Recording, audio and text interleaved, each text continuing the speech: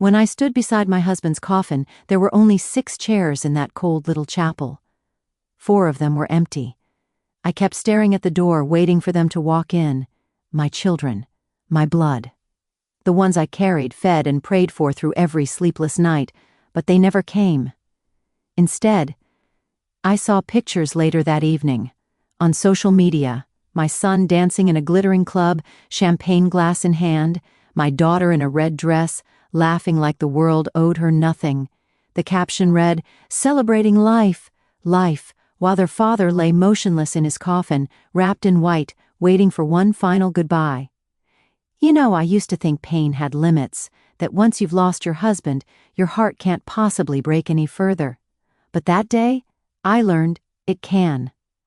When the hands you once held as a mother become strangers that wound you deeper than any enemy could. When the funeral ended, I sat alone in the car. There were lilies in my lap and a single envelope with the funeral bill.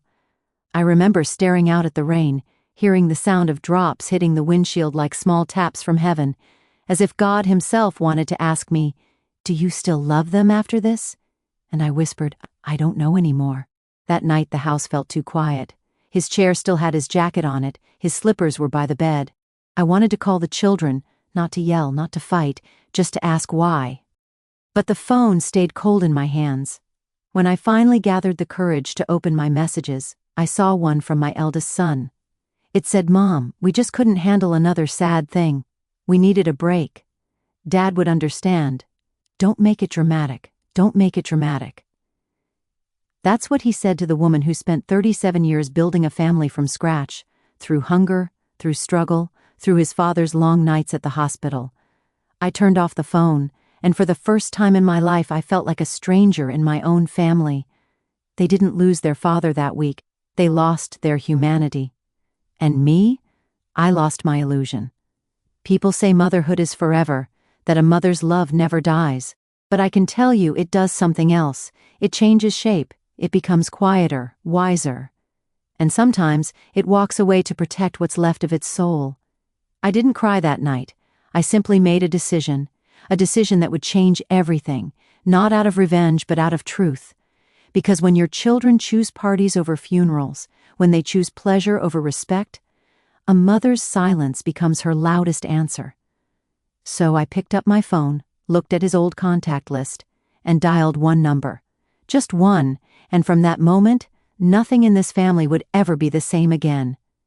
I met Saeed when I was 22, and still believed that love could fix anything. He wasn't the kind of man who used big words or fancy gestures. He was quiet, hard-working, the kind of man who carried his world on his shoulders and never complained. He worked at the post office back then, sorting letters till midnight. I worked as a school teacher, teaching little girls how to read poems about the sun and the rain. We didn't have much, but we had each other, and that used to be enough. When he proposed, he didn't bring a diamond ring. He brought a small silver bangle. He said, "It's not gold, but it's honest, just like me." And I smiled, because honesty was worth more than gold. We built our life in a small house at the corner of 5th Street. 2 rooms, 1 kitchen, 1 dream. He'd leave for work at dawn, I'd pack his lunch, and at night we'd sit on the rooftop counting stars and talking about the future. We'd dream about children, a house full of laughter, he'd say. And God granted us 3. Adil, our eldest, smart, serious, ambitious. Sarah, my bright, beautiful middle child who could charm anyone with her laughter. And little Rafi, the baby of the family. Born 10 years after the first 2, when I thought motherhood had already closed its doors for me. Those children were my reason for everything. I cooked, I saved, I stitched clothes for neighbors to afford their school fees. Every little sacrifice felt like a step toward their happiness. When Saeed was diagnosed with diabetes, I didn't complain. When the doctor said his eyesight might weaken, I started reading the newspaper to him every morning. And when times got harder, I found ways to make things easier. I took evening tuitions, sold homemade pickles, did whatever it took. But slowly, something changed. It started small, like dust gathering in corners you forget to sweep. Adil went to college in the city. He stopped calling as often. When he did, he sounded rushed, impatient. "Ma, I'm busy. You don't have to worry about me all the time." Sarah, too, began to drift. She got into fashion school, met new friends, new people. Suddenly she was embarrassed by my worn-out clothes and simple ways. "Ma, please don't come to campus in that shawl. People will think we're from the village," she once whispered. That day, I laughed it off, but something inside me wilted. Not because of the words, but because she said them so easily. Rafi, my youngest, was my shadow. He'd follow me around the house, telling stories about his toy soldiers and asking me to bake him cakes. But even he began to change when his siblings came home for holidays. He started talking like them, rolling his eyes, calling me too emotional. Saeed and I would sit in the evening and talk about it. He'd sigh and say, "It's just the times, Fariha. Kids are different now." And I'd nod, even though my heart whispered, "No, it's not the times, it's us. We gave them too much comfort, and they forgot struggle." You see, we worked so hard to give them everything we never had. Good schools, new clothes, birthday cakes, trips, the latest phones. But somewhere along the way we forgot to teach them that respect, too, is something you earn. Still, a mother always forgives. I kept waiting for them to grow up, to remember. But they grew older, not wiser. When Adil got his first job, he didn't tell us until weeks later. He said, "I didn't want to bother you with details. When Sarah got engaged, she planned everything with her friends, the dress, the venue, the guest list. I found out from a Facebook post tagged, 'Can't wait to be Mrs. Mirza.' I called her that night and said softly, 'Sarah, shouldn't I have known first?' She laughed and said, 'Oh, Ma, it was just an announcement. Don't take it so seriously.' But it was serious. It was a sign that somewhere between her laughter and my lullabies, I had become a memory. And then came the worst blow of all. The day Saeed's health began to collapse. His sugar levels kept dropping, his kidneys started to fail, and the doctor used that heavy word, dialysis. 3 times a week. He hated hospitals, but he never complained. I remember one night as I helped him sit up, he said quietly, "Fariha, don't tell the kids. They're busy. Let them live their lives." But I couldn't keep it from them. I sent a message in the family group chat, "Your father is starting dialysis tomorrow. Please keep him in your prayers." Adil saw it and replied with a thumbs-up emoji. Sarah said, "Oh no, hope he gets better soon." Rafi didn't even read it. That was the first time I cried alone in the kitchen. The second time was when I realized I had started hiding my tears from Saeed too, because he felt guilty for being sick. Every month, the bills grew. His pension barely covered the medicines. I sold my gold bangles. The same silver bangle he had given me years ago still sat on my wrist, the only piece I couldn't let go of. One evening, while checking his breathing machine, Saeed said, "You've done enough, Fariha. I should have taken better care of you, of them." And I told him, "Don't you dare apologize.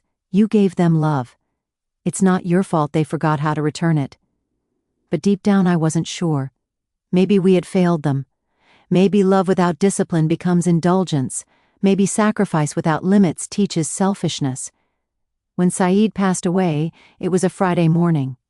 The air smelled of rain. He had his prayer beads in hand, whispering verses when his heart simply stopped. I sat there frozen, holding his hand that was already turning cold. I called Adil first. He didn't answer. Then Sarah, straight to voicemail. Rafi finally picked up and said, "Ma, I'm at a friend's place. Can I call you back?" I could barely speak. "Rafi, your father is gone." There was silence, then a muffled, "Oh, okay, I'll tell the others. He didn't come home that night." None of them did. The next day, when the funeral was arranged, I called again. Adil said, "Ma, it's the weekend, flights are expensive." Sarah said, "We had already booked something with friends. I'll visit later." Rafi said, "It's too sad. I can't handle funerals." I didn't argue. I didn't beg. I just whispered, "As you wish." And so, when the time came to bury the man who built our world, I stood alone. 6 chairs in a small chapel. Only 2 occupied, mine and the imam's. And still, part of me kept hoping, maybe they'll rush in last minute, breathless, saying, "Sorry, Ma, we made it," but the doors stayed closed. That night, after the burial, I came home to a house filled with ghosts, his scent on the pillow, his glasses on the nightstand, his laughter still echoing in the silence. And that's when I realized I had loved my children so much that I had forgotten to love myself. I sat by the window watching the moon and whispered, Ya Allah, give me strength not to hate them, only to see clearly. That's when my eyes fell on his old phone, Saeed's phone, the one he hadn't used in months. The screen still had one name at the top of the contact list, Mr. Cameron, lawyer. I remembered then Saeed had been working with him months ago, something about the property, the house, his pension. He'd told me once, if anything ever happens to me, call Cameron. He knows what to do. I had ignored it back then, thinking it was just paperwork.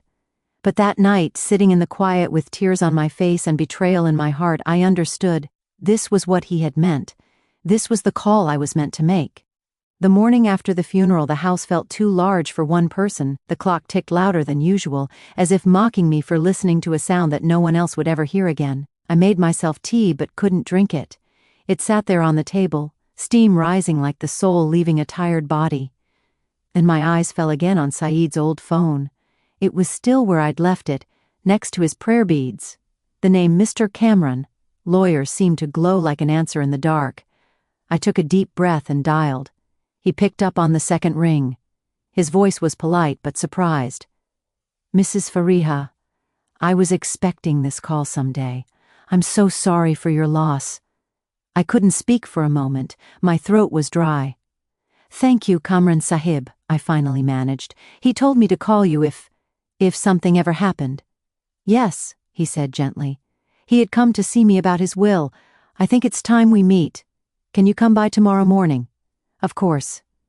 I hung up the phone and sat there, staring at the quiet walls.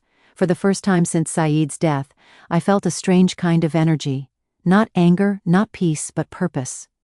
The lawyer's office was on the second floor of a faded old building near the post office, the same one where Saeed had worked all those years. The irony didn't escape me. He had spent a lifetime serving letters for others, and now his last message was waiting for me. Mr. Cameron was an old man, kind eyes behind thick glasses. He poured me a glass of water before we began. Your husband was a good man, he said softly. He came to me 6 months ago. He knew his time was near. I clutched my purse tighter. He didn't tell me. He didn't want to worry you, but he wanted to make sure you'd be safe and respected. Then he pulled out a brown envelope, sealed and labeled in Saeed's handwriting, for Fariha, after I'm gone. The sight of his writing made my chest ache. I traced the letters with my finger before opening it. Inside was a letter, not long but full of the voice I had loved for nearly 4 decades. Fariha, my life has been full of love because of you. I know you've given more than your share, and I fear the children have forgotten what you've done for them. If they ever turn away, don't chase them. Protect your heart. I've left this house and my pension in your name, solely. If they remember their parents with love, you will know what to do. But until then, keep your peace. The lawyer knows everything. My hands trembled. Everything. The house, the pension, all in my name. I looked up at Mr. Cameron, stunned. They don't know this, do they? No, he said calmly. And I suggest you don't tell them yet. Grief has strange effects on people. Let time reveal character. But time didn't take long, because only 2 days later, my phone began to ring. Again and again. It started with a deal. Ma, I just wanted to check what you plan to do about the house now that Dad's gone. His tone was polite. Too polite. I knew that voice. It was his business voice, the one he used when he wanted something. I'm staying here, I said softly. It's my home. Of course, Ma, but it's a big place. You don't need all those rooms. We could sell it, split the money, get you a small apartment, more manageable for you. My heart went still. Sell it? The house Saeed built brick by brick, where each wall held the sound of our laughter and arguments and prayers? I said firmly, no, Adil. Your father wanted me here. This house stays. There was silence, then a cold, clipped tone. All right, if that's how you feel. He hung up. An hour later, Sarah called. Ma, Adil says you're being stubborn again. Why can't you let go of the past? Dad would have wanted us to move forward. Move forward? I asked quietly. Is that what you call forgetting? No, Ma, she said sharply. It's called being practical. I almost laughed. Practical. The word people use when they've run out of love. And then Rafi called that evening. My youngest. The one I thought still had some warmth left. Ma, I heard you're fighting with them. Don't make it a big deal. Just sell the house. We can get you something near me. You'll have neighbors your age. I said nothing. My silence made him uncomfortable. Fine, do what you want, he said finally. But don't come crying later when it's too much for you to handle. He hung up before I could reply. A week later, they showed up, all three. Not together, of course. They never agreed on anything. But they came, one by one, with the same polite smiles and the same hidden agenda. Adil arrived in a new car, wearing a suit that smelled like expensive cologne. Sarah came next, clicking in heels, sunglasses perched like a shield. Rafi came last, chewing gum, scrolling on his phone. They stood in the living room like guests, not children. Adil spoke first. Ma, we've talked it over. We think selling the house is the best move. We'll handle everything. You don't have to worry. I'm not worried, I said quietly. Because it's not being sold. Sarah sighed dramatically. Ma, you don't understand how property works. It's all in Dad's name, right? We're his children too. We have a say. I looked at her. My daughter, who once used to braid my hair and cry if I skipped dinner.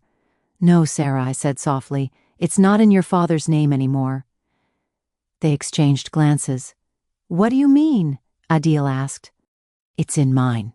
The silence that followed was sharper than any slap. I could see it. The shock, the disbelief, the anger forming like a storm behind their eyes. Rafi muttered, That's impossible. Why would Dad do that? Adil snapped. He must have been sick. He wasn't thinking straight. And Sarah, she said the cruelest words of all, you manipulated him, didn't you? You made him do it while he was weak. For a moment I couldn't breathe. Manipulated? The woman who had washed their father's feet when he couldn't stand, who had fed him soup at midnight, who had prayed for him till her eyes burned, manipulated him? I stood up slowly. Get out, I said quietly. Ma, I said, get out.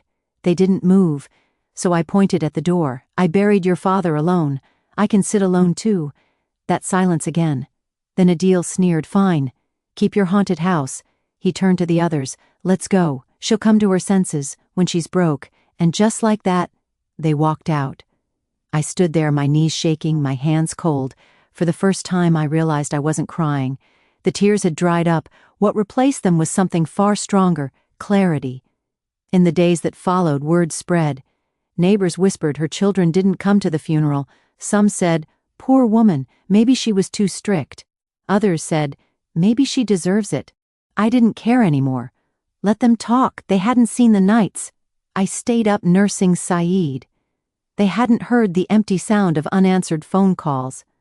One afternoon, I found an envelope on my doorstep, unsigned, no return address. Inside was a legal notice. Adil had filed a claim challenging the will. The same son who couldn't make it to his father's burial had found time to hire a lawyer. I read it once, then calmly folded it and placed it beside the Quran. Later that evening, I called Mr. Kamran again. He wasn't surprised. I expected this, he said gently. They're testing you. But don't worry, your husband did everything by the book. They have no case. I thanked him and hung up. Then I sat on the veranda watching the sunset. The sky was bleeding orange and gold, beautiful and painful like memories. For years I had thought motherhood meant protecting them from every hardship. Now I understood. Maybe it also means protecting yourself when your children become your enemies. 2 weeks later, they came again. This time, without smiles. Adil placed a document on the table. Sign this, Ma. We'll drop the case, if you agree to sell. I looked at the paper, a property transfer form. Sarah avoided my eyes. Rafi stood near the window pretending to check his phone. I asked, Do you remember what day it is today? They looked confused. It's your father's Chilam, I said, the 40th day after his passing. And you brought me papers? Adil said impatiently. It's not about that, Ma. We're just trying to be practical. I smiled sadly. There's that word again. Practical. I pushed the paper back toward him. No, Sarah snapped. "Why are you being so stubborn? We're your children." I looked at her, really looked. Her expensive clothes, her flawless makeup, her eyes that once sparkled with innocence, and I said softly, "Are you?" Because the children I raised would never talk like this. That silence again, heavy, awkward, filled with guilt they refused to feel. Then I said the words I never thought I'd say. "If you ever want to see me again, don't bring lawyers to my door, bring prayers." And I turned away. They left in anger. Doors slammed, tires screeched. But I didn't flinch, because deep inside I knew the storm was only beginning. That night I stood at the window again, watching the rain fall. Every drop felt like forgiveness washing over me, not for them, but for myself. I whispered into the dark, "Saeed, you were right. Sometimes love must stay silent until truth speaks for itself." And with that, I made another decision, one that would not only protect me, but teach them what family truly means. I used to believe that grief comes quietly, that it tiptoes in at night, sits beside your bed, and simply waits for you to notice it. But grief, real grief, doesn't whisper. It storms. And when it storms, it drags your dignity with it. The morning after my children accused me of manipulating their father's estate, I stepped outside to sweep the porch. The neighborhood that once smiled at me suddenly grew 100 watching eyes. Whispers moved faster than the wind. "That's her. The one whose own children took her to court."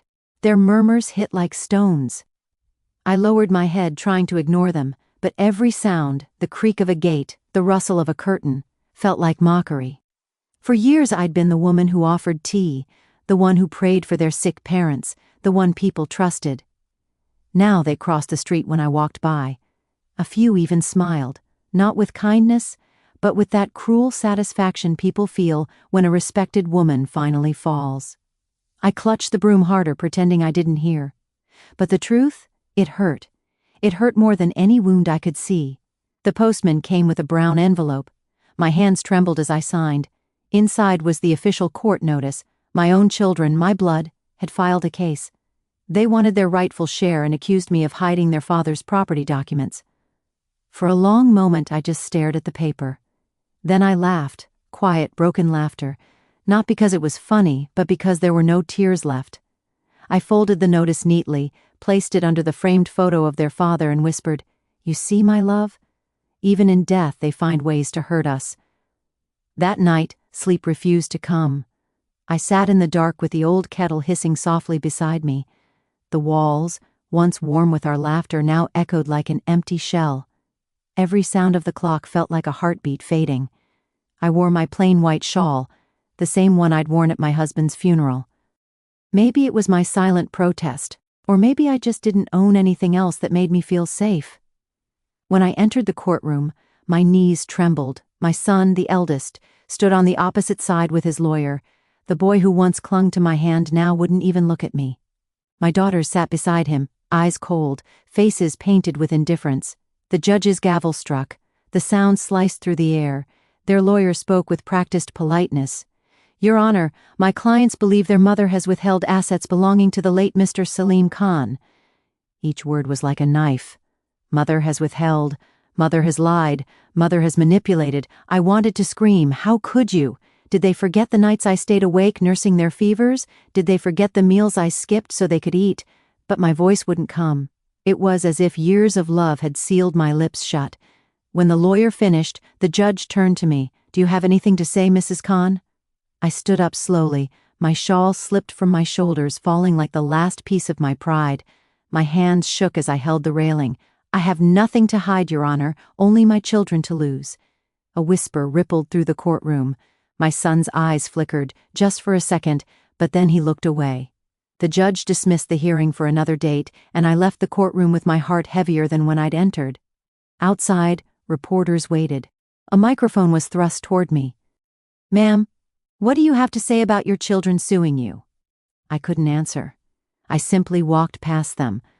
But the next day, my humiliation was printed in bold headlines, "Mother accused by her own children." I became a story, a scandal, a warning whispered between teacups. When I went to the market, people stopped talking the moment I entered. Even the butcher who once gave me discounts avoided my eyes. Only one old woman, a widow like me, touched my arm and whispered, "Hold your head high, sister. They'll learn one day." But I couldn't. My head felt too heavy to lift. Every corner of the house reminded me of the love that had died. In the kitchen, I remembered my eldest son standing on a stool, stirring milk while I guided his hand. In the courtyard, my daughters used to braid each other's hair and laugh until the stars came out. Now those same memories turned poisonous. I began to question myself. Had I been too strict, too forgiving, too loving? I walked to my husband's old study and opened the drawer he'd kept locked. Inside were his letters, his handwriting still strong and graceful. One line in particular caught my eye. "If our children ever forget what love means, remind them that silence speaks louder than anger." I pressed the letter to my chest and sobbed. Silence. Yes, that was all I had left to give. The next hearing was worse. My son stood up and said, "She's acting like a victim, Your Honor. But she never cared for us. She only cared about money." My vision blurred. The courtroom spun. I gripped the wooden rail to stay upright. That was the moment something inside me cracked. Not just pain, but disbelief. That child had once wept in my lap, begging me not to send him to school without his favorite lunch. Now he stood there, a stranger in his mother's skin. The judge called for order, but I barely heard. All I could think was, this is it. This is how a mother dies, not by death but by disgrace. When the hearing ended, I didn't wait. I walked out before anyone could see the tears. Outside, rain poured down as if heaven itself was ashamed. I didn't have an umbrella, so I let it drench me. Maybe it would wash away the guilt, the shame, the memories. That night I reached home soaked, shivering, and empty. I placed the shawl, the same one from the funeral, the courtroom, the humiliation, over the chair and fell to the floor. I didn't have the strength to climb into bed. The tears came again, endless, fierce. I cried until my chest ached, until my throat was raw. "Why, God?" I whispered. "What sin did I commit in loving them too much?" The room blurred, the air felt thick. For the first time, I felt my heart giving up. Maybe, I thought, it's easier to sleep and never wake again. Maybe that's the only peace left for a mother like me. But then, in that suffocating silence, a sound, a small thud, came from the shelf. Something had fallen. I turned and saw it, my husband's old watch, lying open on the floor. Its hands still moved. Tick, tick, tick. Time hadn't stopped. I crawled toward it, picked it up, and heard his voice in memory. "As long as time moves, so must you, my love." Something inside me shifted. The tears didn't stop, but their weight changed. They no longer felt like surrender, they felt like release. The next morning, the sun slipped gently through the curtains. I made tea, the same way I always did, but this time I whispered to the empty room, "I won't beg them to remember me anymore." I folded the court papers, placed them in an envelope, and set them beside the old watch. Then I looked at my husband's photo. He seemed to smile, not in joy, but in quiet approval. I realized then that dignity isn't about what others think of you. It's about standing even when everyone wants you to fall. So I stood. And though the world still gossiped and my children still stayed away, I felt something I hadn't felt in years. Peace. Not happiness, not forgiveness, just peace. The kind that comes when you finally stop explaining your pain. It's strange how peace sometimes comes disguised as exhaustion. The morning after that night of tears, I didn't wake up angry or bitter, just tired. Tired of defending myself, tired of proving my love, tired of waiting for apologies that would never come. I boiled water for tea, listening to the gentle hum of the kettle. The house felt unusually still, not lonely, but waiting. And in that stillness I realized something. I had spent my whole life serving people who had forgotten how to be human. That thought didn't make me cry, it made me breathe. For the first time in months, my breath didn't tremble. I took out the court papers again, those cursed pages filled with signatures and accusations. For weeks they had ruled my life. But that morning, as sunlight touched them, they looked smaller, weaker, like paper couldn't possibly hold the weight of a mother's pain. I remembered my husband's old lawyer, a quiet man named Mr. Imran Siddiqui. He had been kind to us when we first bought the house decades ago. Back then, my children were still young, and my husband used to joke, "If anything ever happens, this man will protect us." I found his number in an old notebook. My hand hesitated over the phone, just for a second, then I dialed. "Mrs. Khan?" His voice sounded older but calm. "It's been years." "Yes," I said softly, "and those years have not been kind." There was silence on the other end. Then he said, "Tell me everything." For the next hour I poured my heart out, the betrayal, the lawsuit, the humiliation. He listened without interrupting once. When I finished, he sighed deeply and said, "You've suffered enough. It's time you take control." "But they're my children," I whispered. "No," he said firmly. "They're adults who've forgotten their conscience." His words hit like a bell, clear, undeniable. He told me the property and accounts were still legally under my name.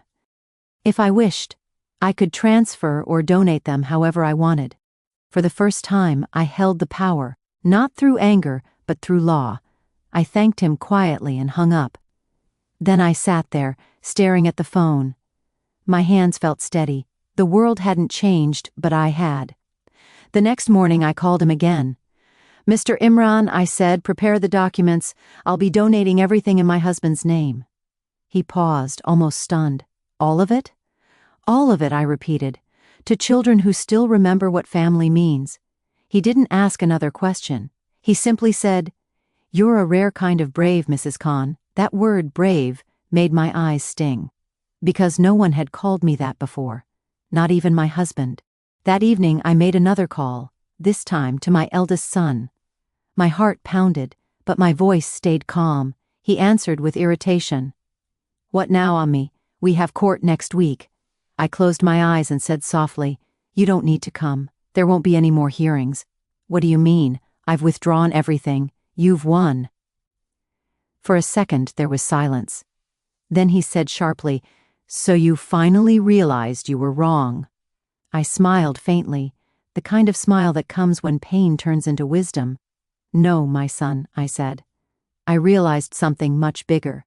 That winning against your mother isn't victory. It's loss in disguise." "Ammi, don't start your emotional drama." "Listen," I interrupted, my voice steady. "I've made arrangements. You'll receive nothing from me, not because I hate you, but because I love you too much to feed your greed." "What nonsense." "No," I said firmly. "What mercy. You've chosen your path, and I've chosen peace. Goodbye, Beta." Before he could respond, I ended the call. My fingers shook, but my soul didn't. For the first time in years, I felt free. That night, I couldn't sleep. I walked into the courtyard where my husband's rose bushes still bloomed. The air smelled of rain and earth, alive, forgiving. I looked up at the stars and whispered, "I kept my promise, my love. They may have broken our hearts, but I won't let them stain your name." The next morning, I called the local orphanage. A kind woman named Sister Maryam answered. "Assalamu alaikum, this is Mrs. Khan," I said. "I'd like to set up a fund in my late husband's memory." "That's a beautiful thought," she replied. "What kind of fund?" "One that gives shelter to children who have no one left to call Ammi." There was a pause, the kind that holds both shock and respect. "We would be honored," she said softly. We met the next day.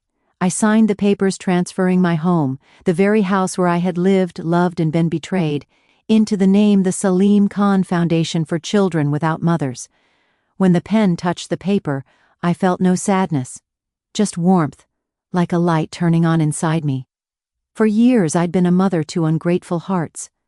Now I could be a mother to the ones who truly needed one. When the news broke, it spread faster than their accusations ever had.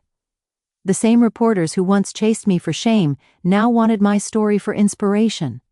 "Mother donates entire estate to orphanage after children sue her." The headline ran across every paper. I didn't speak publicly. I didn't need to. My silence spoke enough. A week later, my son called again, this time his voice shaky. "Ammi, why did you do this?" "Because love shouldn't be traded for inheritance," I said. "We didn't mean for it to go this far. But you did," I said quietly, "and now you must live with it." "Can we meet?" he asked after a pause. "No, Beta," I whispered. You already met the part of me you chose to destroy. The rest is gone." And I hung up. No tears came this time, only stillness, the kind that feels like peace, not emptiness. Weeks passed. The orphanage invited me to visit. When I walked through its gates, little hands clung to my sari. Tiny voices called me Ammi without hesitation. They didn't know my story, and they didn't need to. One girl, maybe 7 years old, looked up at me and said, "You smell like my mama used to." I knelt and hugged her tightly. Her small arms wrapped around me with such pure love that all my pain melted. In that moment, I realized something profound. I hadn't lost my children. I had found them in a different form. Months later, standing in that same courtyard, I planted a new rose bush beside the old ones.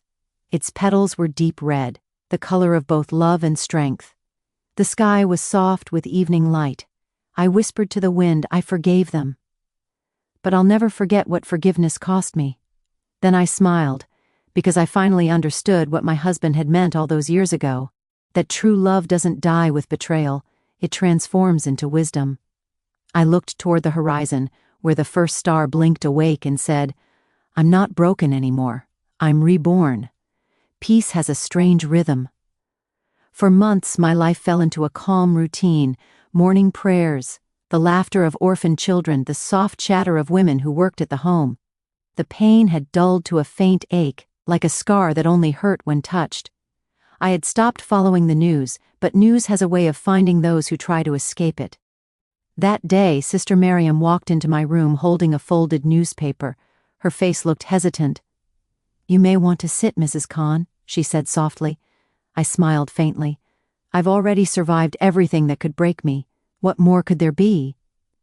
She handed me the paper. There, in thick black letters, was the headline, "Children of Widows Sue Each Other Over Mother's Lost Inheritance." I read slowly, word by word, as if tasting something bitter. My children, the same ones who once stood together against me, were now turning on each other, each accusing the other of greed, fraud, and betrayal. The article described shouting matches in court, leaked bank statements, and public disgrace. The same people who once whispered about me were now whispering about them. They had everything, Sister Miriam murmured, and still they wanted more. I nodded quietly. Yes, that's what greed does. It eats its own family when there's no one else left to devour. I folded the paper and set it aside. There was no victory in this news, only sadness, a confirmation of what I had already known. Love, once sold, never regains its price. But that evening, as I sat under the courtyard tree, I felt something unusual stirring within me. Not revenge, not satisfaction, just a deep maternal ache. The kind that never truly goes away, no matter how wounded the heart, because even after everything, they were still my children. 2 weeks later, the orphanage gatekeeper came to me, breathless. "Ammi, there are people here asking for you. They say they're your children." For a moment my breath caught. I hadn't heard that word, Ammi, in their voices for nearly a year. My fingers tightened around the teacup I was holding. "Let them in," I said finally. They entered the courtyard quietly, as if the ground itself judged their footsteps. My son looked thinner, his face lined with stress. My daughters followed behind, their eyes red from crying. None of them spoke at first. Finally, my eldest whispered, "Ammi, we're sorry." The words floated in the air, fragile and trembling. I didn't rush to fill the silence. I had learned that some truths need to echo before they mean anything. "Sorry?" I repeated softly. "For what, my child? For calling your mother a liar? For dragging her name through the dirt? For selling her love for a few pieces of land?" My son lowered his head. "We were blinded, Ammi. People told us things. They made us believe you were hiding money. And you believed strangers over your own blood?" I asked. "We were foolish," he whispered. "Please, can we start over?" I looked at their faces. Faces I had once kissed goodnight, faces I had wiped tears from, faces I had defended against the world. Now those same faces begged for forgiveness. And yet, something in me had changed forever. "You came too late," I said gently. "There's nothing left to rebuild. The house is gone. The inheritance is gone. All that remains is truth, and you feared that most." My daughters began to cry. My son tried to take my hand, but I pulled away, not in anger but in quiet acceptance. "I forgive you," I said, "but forgiveness isn't a key that opens old doors. It's a wind that closes them forever." They wept openly now, and I felt calm, because I wasn't forgiving them for their peace. I was forgiving them for mine. As they left, my son turned back one last time. "Ami, people say you gave away everything. Is that true?" I nodded, yes. I gave away the house, the land, the money, everything your father worked for. Because I finally understood, a home isn't built with bricks. It's built with love, and ours collapsed long ago. He looked as if he wanted to argue, to justify, but words failed him. They always do when truth stands taller than pride. After they left, I walked to my husband's framed photo inside my room. I touched the glass gently and whispered, "They came, my love.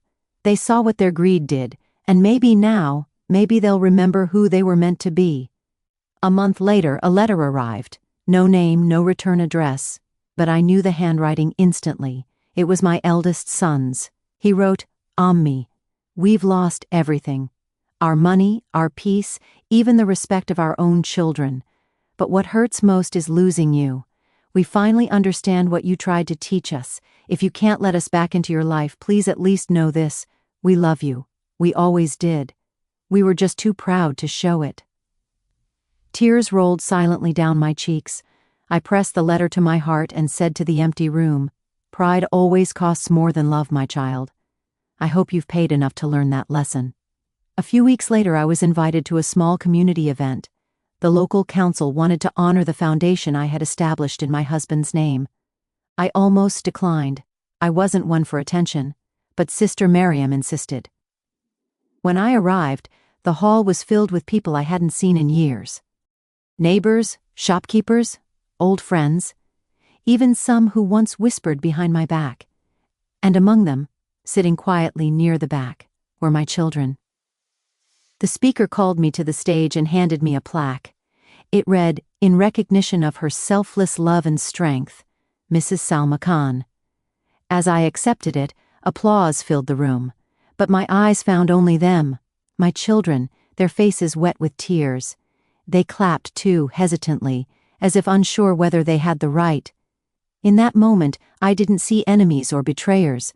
I saw lost souls finally realizing what true dignity looks like. I didn't give a long speech. I just said sometimes the people who break you are the ones who teach you how strong you truly are. And forgiveness? Forgiveness isn't about erasing pain. It's about refusing to carry it any longer. The room fell silent, then applause rose again. Not loud, but heartfelt. And for the first time I felt seen not as a victim, but as a woman who had survived with grace. Justice didn't come from the courts. It didn't come from newspapers or headlines. It came from time. Because time, my dear, has its own courtroom, and it never loses a case. Over the next months, I heard from neighbors that my children began volunteering at shelters. They spoke gently now. They treated people with care. Maybe guilt had softened them, or maybe love had finally returned through pain's long corridor. I didn't seek them out, but I prayed for them every night, not for success, but for wisdom. Because wisdom is what love becomes when it has suffered enough. Years later, on the anniversary of my husband's death, I sat in the orphanage garden surrounded by blooming roses. The children played nearby, their laughter filling the air. A little boy ran to me and said, "Ami, come play with us." I smiled, rising slowly with my cane. "In a minute, my dear, let me talk to your uncle up there first." I looked up at the sky where the setting sun painted everything gold, and I whispered, "We did it, my love. We lost everything, and gained everything that mattered." The wind brushed my face gently, almost like a kiss, and I knew, wherever he was proud. I still visit the graveyard every Sunday. There's an old neem tree there, and I always sit beneath it with a cup of tea and the same biscuits my husband loved. The wind is quieter now, softer, as if even the world knows I've had enough noise for one lifetime. When I close my eyes, I can still see him, the man who never let me carry a single grocery bag, the one who'd wake up before dawn to iron the kids' uniforms. He deserved better from this world, and so did I. But I don't say that with bitterness anymore. Because I finally learned. Bitterness only chains you to the people who hurt you. Forgiveness, that's what cuts the rope. After everything that happened, the courtroom whispers, the children's downcast eyes, the silence that followed, I could have stayed angry. I could have spent the rest of my life waiting for an apology that might never come. But one morning, while watering the roses in my new little house by the sea, I realized something simple yet life-changing. Peace doesn't come from getting justice, it comes from letting go of the need for it. So I let go. I took the settlement money from the house, and instead of hoarding it, I built something my husband would have smiled at. A small community shelter for widows who have no one left.